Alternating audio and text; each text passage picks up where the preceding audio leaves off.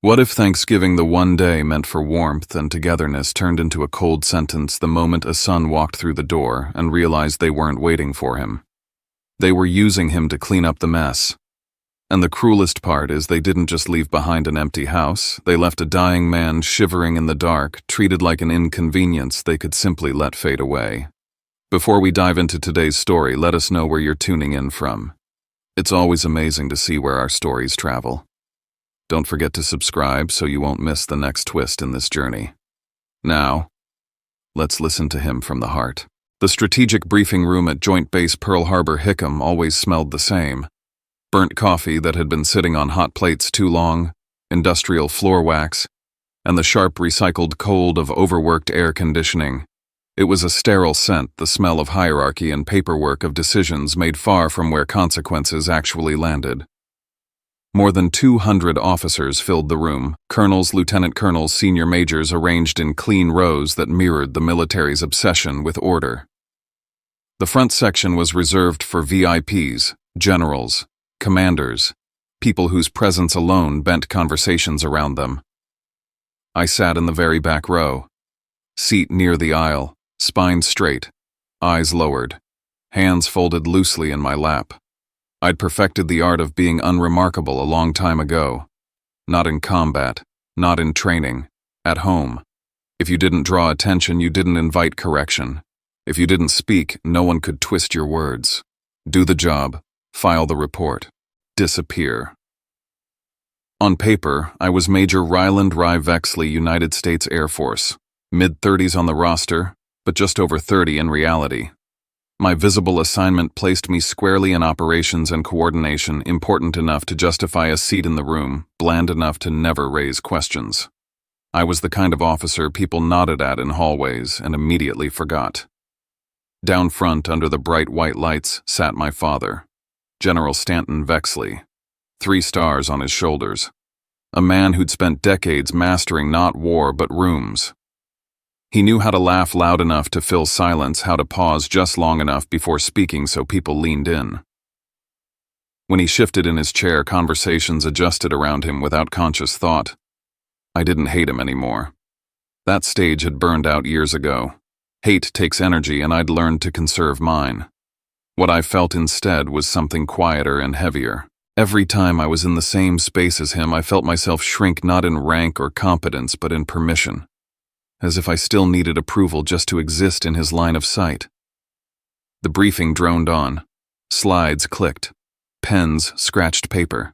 Someone whispered a joke near the front and my father laughed, booming practiced. The kind of laugh that reminded everyone who owned the oxygen in the room. Then the pressure changed. It wasn't a sound at first. It was the instinctive tightening in the chest, the way trained bodies register disruption before the mind names it. The double doors at the back of the auditorium flew open, not creaking politely but snapping wide with controlled force. A man stepped through. He wore Navy working digital camo stark against a sea of Air Force blue. His boots hit the carpet with purpose. On his collar, the silver eagle of a full colonel. On his chest, the unmistakable trident. SEAL Colonel Gideon Rusk. He didn't scan the room. He didn't acknowledge rank or protocol.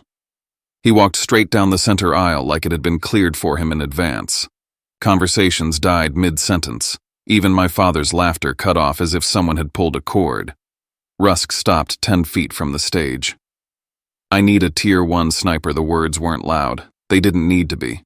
They carried with the weight of urgency and consequence, the kind that only comes from someone who lives in a world where minutes decide who goes home. Before my mind could catch up, my body reacted. I stood.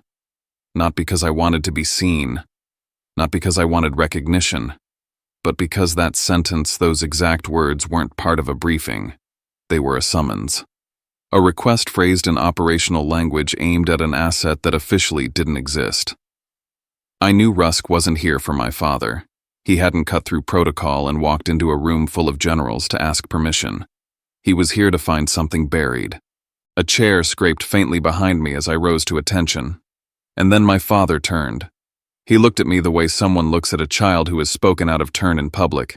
Amused, annoyed, confident the situation was already under control. He laughed. It echoed across the room. "Sit down," he said, his voice ringing clear enough for every officer to hear. "You are a zero." A ripple followed. Not real laughter, not humor. The kind of noise people make when they're relieved they're not the target. Careers stayed intact when you laughed at the right moments. I sat back down. I didn't argue. I didn't look at him. I didn't explain. Something inside me shifted anyway. Not humiliation. Not anger. A countdown. Because that sentence wasn't new. "You are a zero" was just the polished public version of a message I'd heard my entire life at dinner tables, at garden parties, in every space where my father needed the family to look a certain way. As I lowered myself into the chair, the smell of coffee faded. The hum of the air conditioner blurred. In its place came the scent of polished wood and roasted turkey. And I was 18 again, back in Annapolis. Thanksgiving. The house in Annapolis looked like something out of a brochure, colonial lines, manicured lawn, white trim so clean it felt untouchable.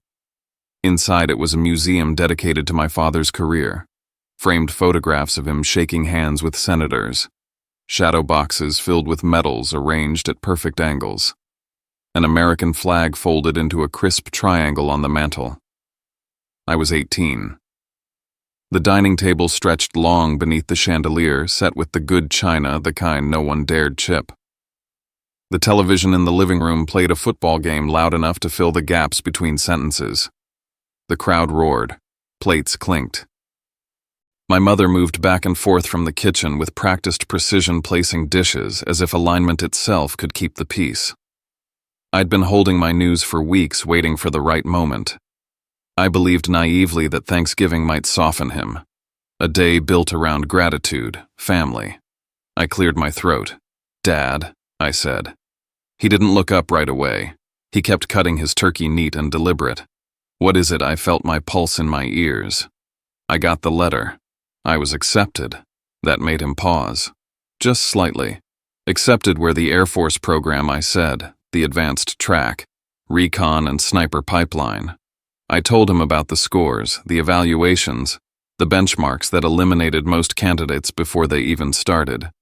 I didn't boast. I just laid out the facts the way the military had taught me to. My mother froze with the gravy boat halfway to the table. Her eyes flicked to his face, hopeful. Waiting. He finally looked at me. Not with pride, with confusion. As if I'd announced plans to run away with the circus. "That's not realistic," he said flatly. "You're better suited for coordination, logistics, safe roles." "It's not safe," I said quietly. "But it's real. And I qualified." He laughed once. Sharp, dismissive. "War isn't a spreadsheet," he said. "You don't have the stomach for it." When I tried to push back, he cut me off with a raised hand. End of discussion. Then he turned to my brother Bo sitting across the table. His voice changed, warmed. "No rush figuring things out," he told him. "You know your limits. I'm proud of that." Bo smiled, unbothered. He'd dropped out of school months earlier and spent most days drifting. That was acceptable. I looked down at my plate. The turkey tasted like nothing. Later that night, after the house went quiet, I lay on the floor of my bedroom and reached under the bed. I pulled out a shoebox I kept hidden behind dust and old memories. Inside were ribbons, target sheets with tight groupings, certificates from summer marksmanship camps I'd attended without telling him. Proof of something I was never allowed to be good at. I'd learned early that talent was only acceptable if it fit the image. Downstairs, my mother scrubbed a roasting pan in the sink, her hands red from hot water. "Why does he do that?" I asked her. She didn't turn around. "He worries."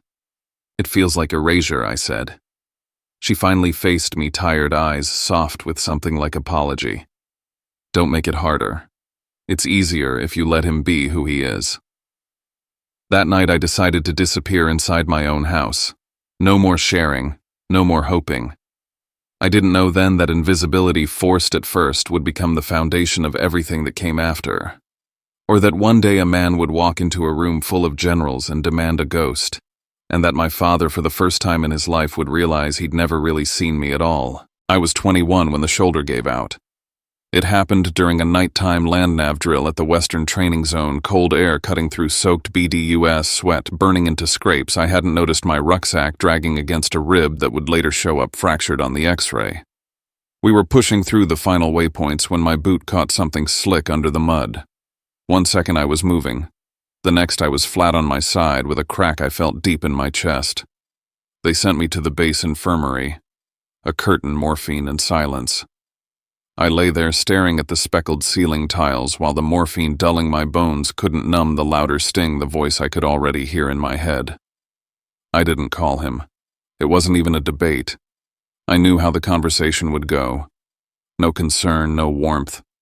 Just a lecture dressed as a verdict. So I didn't call. But my mother did.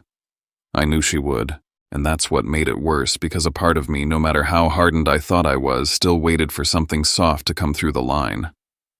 The phone buzzed on the tray beside my bed. One text. No greeting. No punctuation. Taichua. Boji.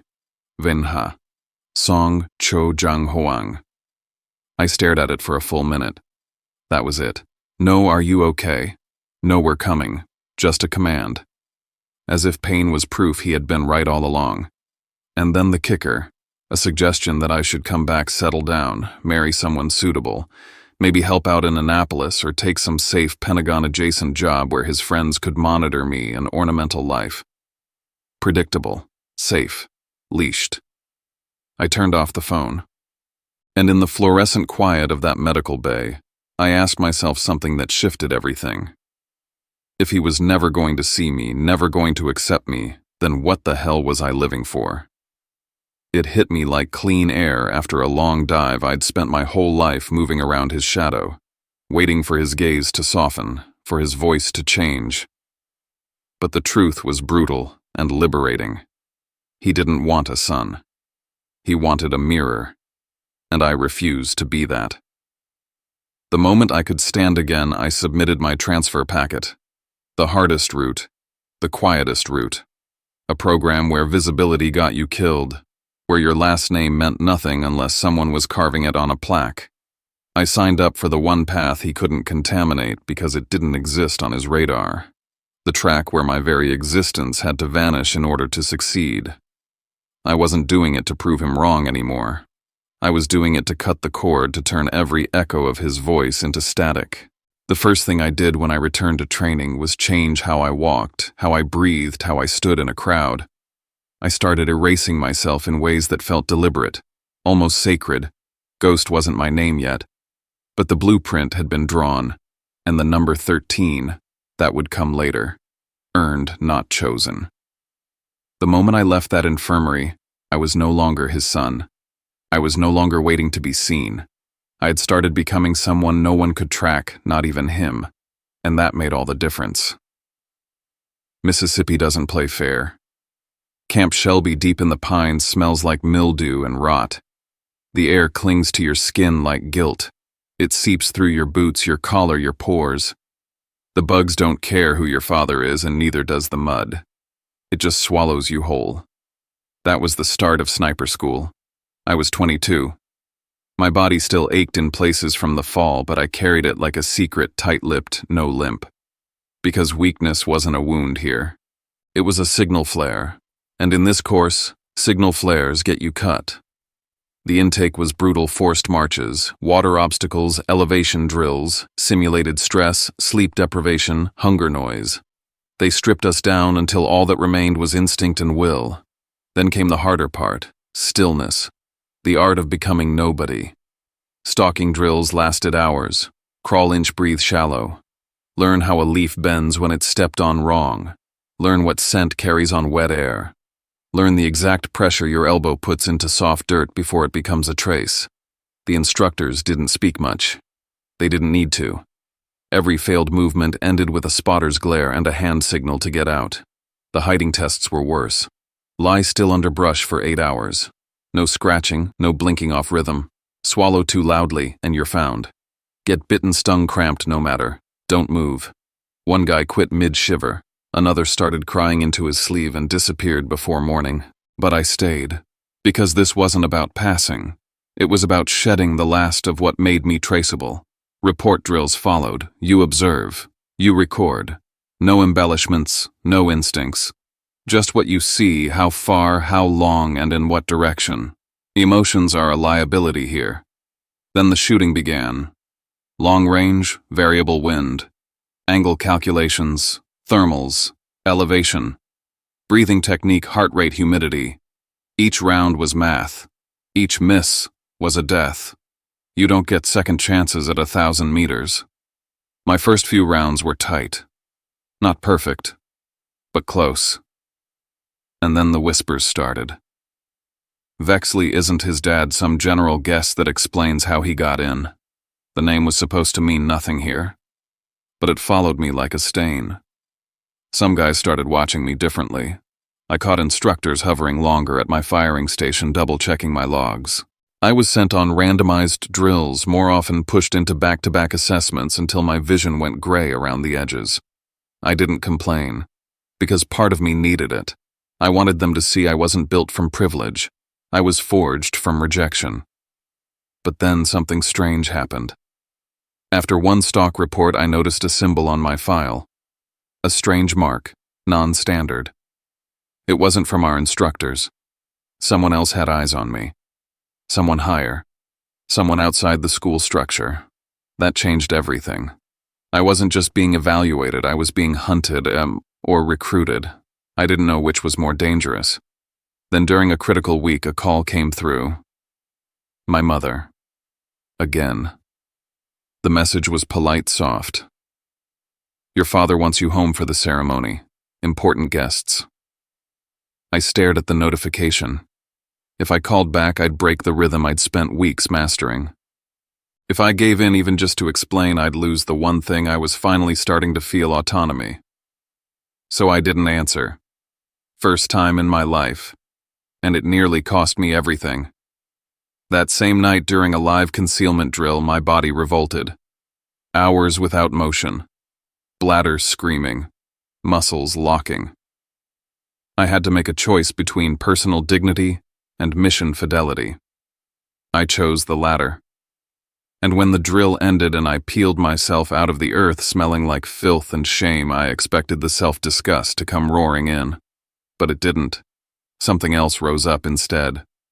Power. The power of not needing approval. Of doing what needed to be done regardless of how it looked. Of knowing I could endure things most people never even imagined and not fold. My father once told me shame was what kept a man decent. But here it was, the ability to live beyond shame, that kept me alive. I passed that final test. They kept me. And now someone somewhere knew my name for a reason that had nothing to do with bloodlines. I was becoming a ghost. And the question I couldn't shake was, who saw that coming? And what did they want with me next? Afghanistan doesn't care who you are. Not your name. Not your bloodline. Not your rank. It just strips you down to muscle memory and instinct, and if you're lucky, a steady finger when everything goes loud. Kunar River Valley. High ridgelines like jagged teeth. Dust so fine it lived in your lungs for weeks. Nights so cold they cracked your lips open before dawn. That's where I earned my first stripe that didn't go on any ribbon rack. My assignment was Overwatch. Long-range support for a joint task force moving into a compound suspected of holding a high-value hostage. Intelligence was vague weather worse. We inserted under moonlight with enough gear to sink a truck. They gave me elevation, a good angle, and a spotter who didn't talk unless he had to. We crawled for 6 hours to get to our perch. Wind was chopping hard through the valley, throwing every calculation into chaos. The team moved below us, 8 silhouettes flowing between rocks, cover to cover. Then everything snapped.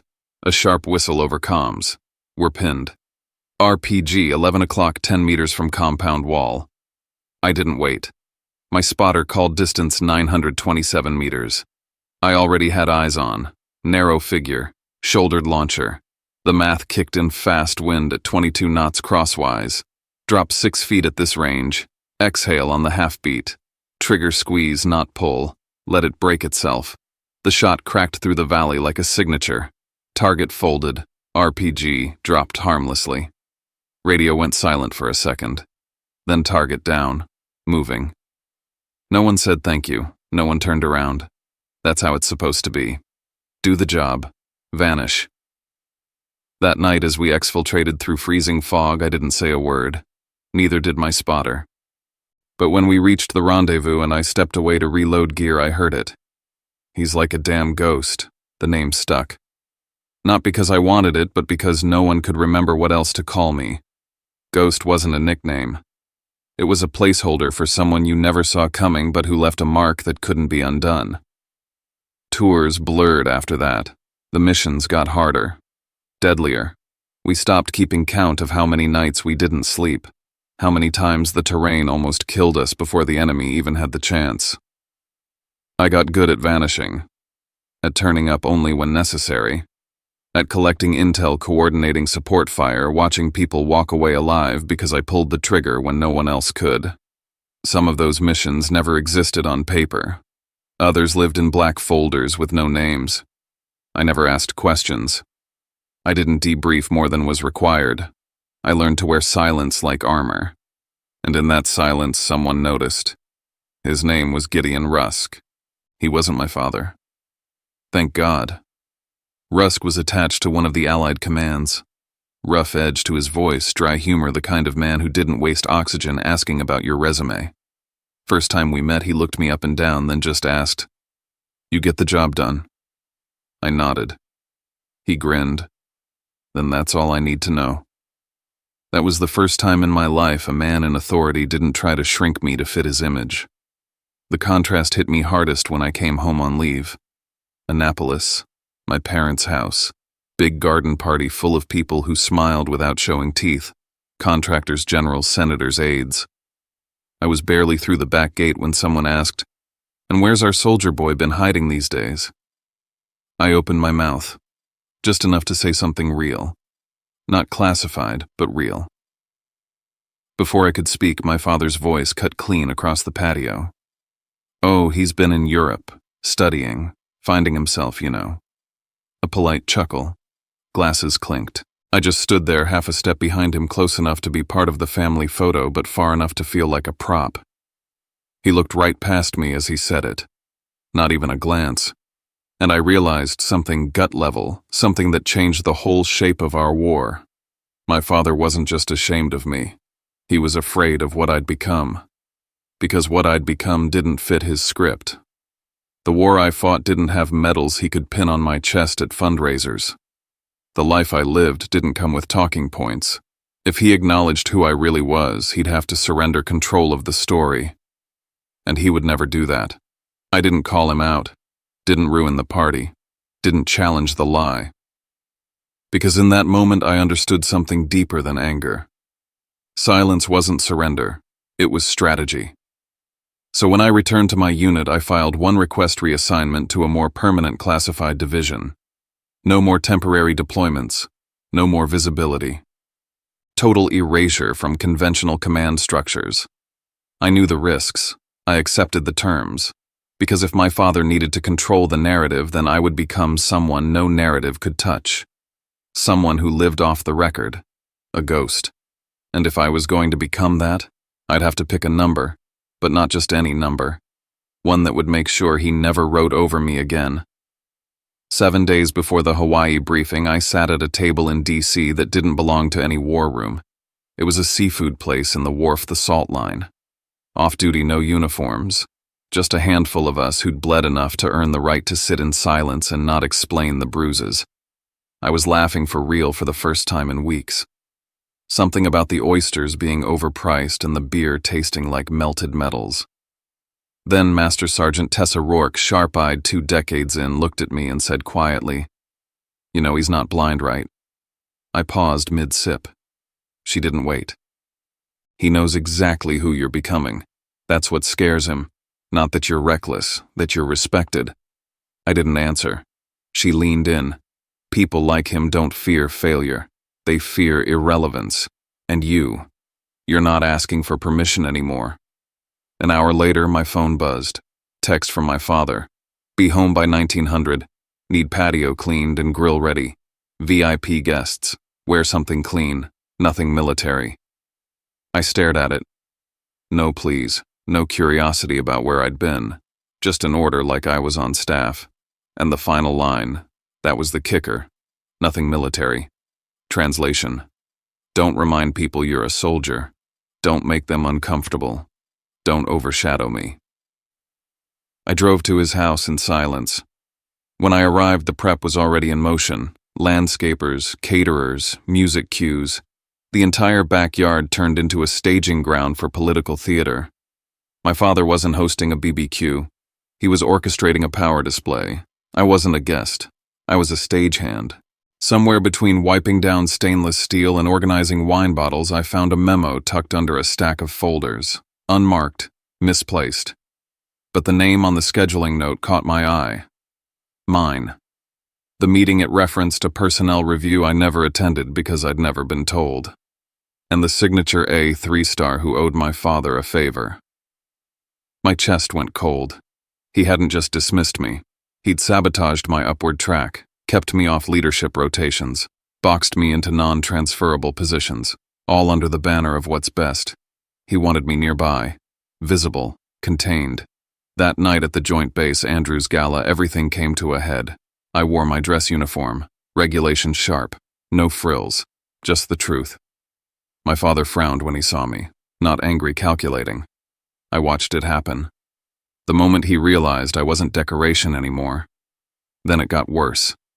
A junior officer, former teammate, approached me, saluted, called me sir. Respect clean and public. My father swooped in fast. "Ah, this is my son," he said loud enough to drown the salute. "He's helping us out tonight." Helping. As if I was bartending.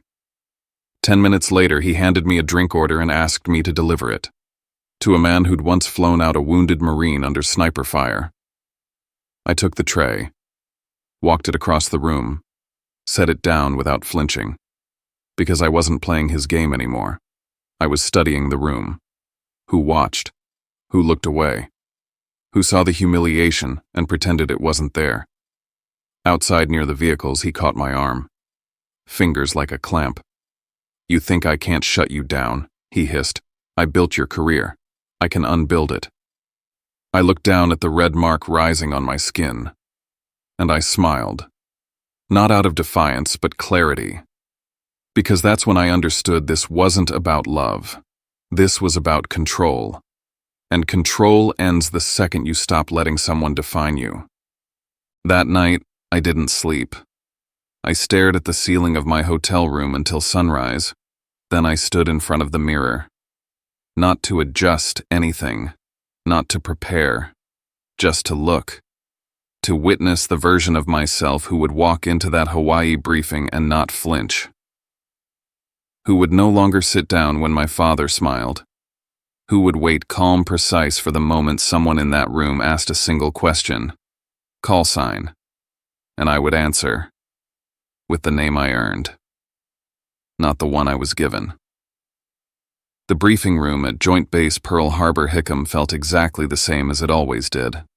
Burnt coffee, floor wax, cold air that never quite reached the corners.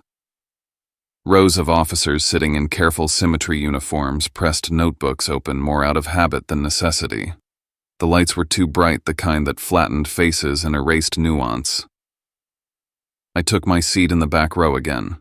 Same posture, same discipline, same practiced absence.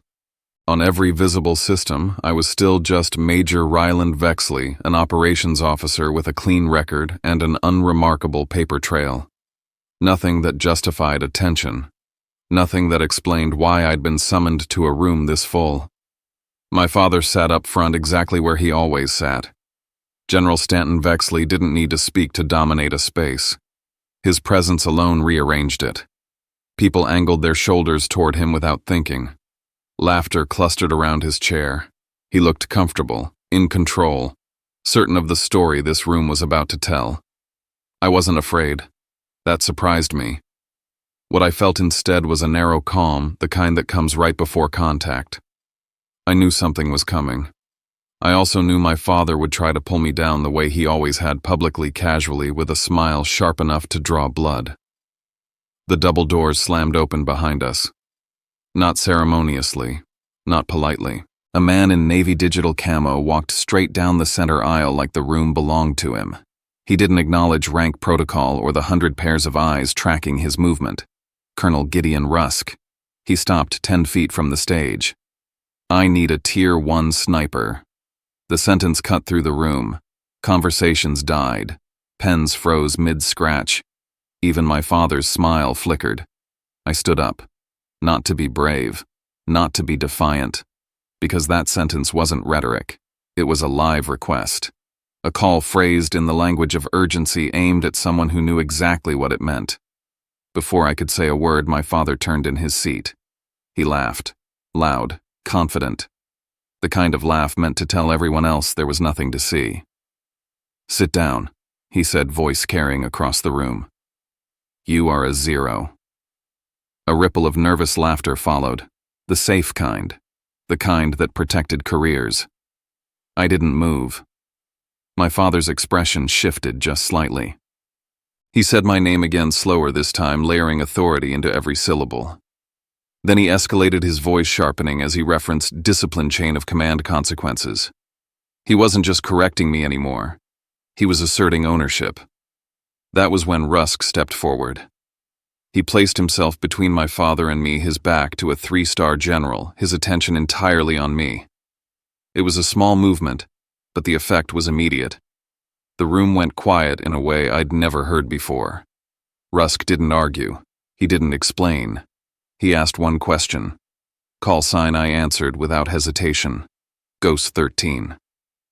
The temperature in the room changed. Rusk's eyes narrowed, not with suspicion, but with focus. He followed up with rapid-fire checks, sector identifiers, mission parameters, operational references that meant nothing to anyone outside a very narrow circle. I answered every one. Clean, precise, no extra words. I confirmed access levels that weren't supposed to be discussed in rooms like this. Enough to make it unmistakably clear that I did not exist inside the system my father controlled. I watched my father's face drain of color. His smile vanished. His hands clenched against the armrests. He looked around the room, searching for someone to back him up, to laugh it off, to reassert the script. No one moved. Rusk addressed me directly, issuing orders with the ease of a man who knew the clock was already running. Wheels up. Minutes, not hours. I didn't look at my father. I looked at Rusk and acknowledged. As I stepped into the aisle, the people who had laughed earlier shifted out of my way without being told. My father rose, blocking my path in a last reflex of control. "You're not going anywhere," he said. "I forbid it. I'm your father." I stopped long enough to meet his eyes. "You don't have clearance to discuss this, General," I said evenly. Not loud, not angry, just true. Then I walked past him. The doors opened. Sunlight flooded in, harsh and blinding. Behind me was the world he curated. Ahead of me was a mission that didn't care who raised me. Hours later, the hum of engines replaced the echo of that room. The operations center was all green light and muted voices. Screens flickered with live feeds. The smell of diesel and overheated electronics filled the air. Rusk's team was pinned down. Terrain unfavorable. Enemy dug in. I took position, ran the calculations, synced breathing to the pulse in my ear. My secure phone vibrated. Missed call. My father. Then another. I didn't need to answer to know why he was calling. It wasn't concern. It was panic.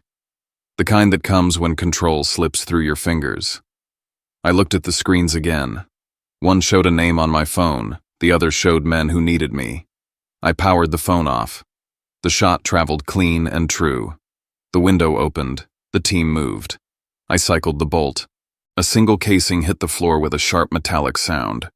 No celebration, no words, just the job done. And for the first time in my life, the silence afterward belonged to me. War doesn't end cleanly. Neither do reputations. While my days blurred into missions, briefings, and after-action reports measured in minutes and margins, another conflict unfolded back home. It moved slower, quieter, but it cut just as deep. The story from the Hawaii briefing spread the way rumors always do through gyms, hallways, officers' clubs. Not exaggerated, not dramatic, just repeated. He didn't know. That was the part that stuck. A 3-star general known for controlling everything in his orbit had stood in a room full of peers and realized he didn't know who his own son was. That contradiction did more damage than any accusation ever could.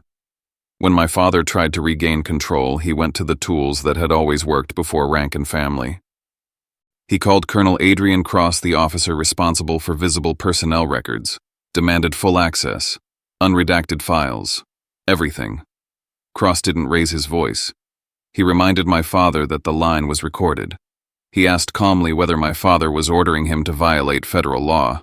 The silence that followed lasted several seconds too long. That was new. Later at the officers' club, my father walked in like he always had, uniform, immaculate medals catching the light. No one stood. No one rushed over. People nodded politely and looked away. Chairs around the usual tables stayed empty. It wasn't punishment. It was worse. Indifference. When I heard about it, I didn't feel satisfaction. I felt something close to closure. Months later, we met in San Diego. Neutral ground. A small cafe in Little Italy. Cold air espresso machines humming a corner table where I could see the door. He arrived in civilian clothes, older, smaller somehow. He talked around the truth, about safety, about intentions. I didn't argue. I laid out terms. No public diminishment, no rewriting my life for appearances, no claiming my work as part of his legacy. I didn't ask for pride, I asked for respect. He didn't apologize the way movies say people should, but he called me Major. That was enough. Years later, at a promotion ceremony in Colorado Springs, I chose who pinned my rank. Master Sergeant Tessa Rourke. My father watched from the audience, not directing, just witnessing. Afterward, a young officer approached me, voice low, eyes tired. He talked about family pressure, about being forced into roles that didn't fit. I listened. Then I told him the only truth I knew for certain. Family can give you a name. They don't get to write your life. Ghost 13 was who I had to become to survive. Now I live as the man I chose to be. And that's enough. Sometimes the most powerful thing we can do is quietly draw a line and hold it. Not in anger, not for revenge, but simply because we've finally remembered our worth. This story isn't about defeating someone. It's about what happens when the weight of old roles finally lifts and a person starts breathing in their own name again.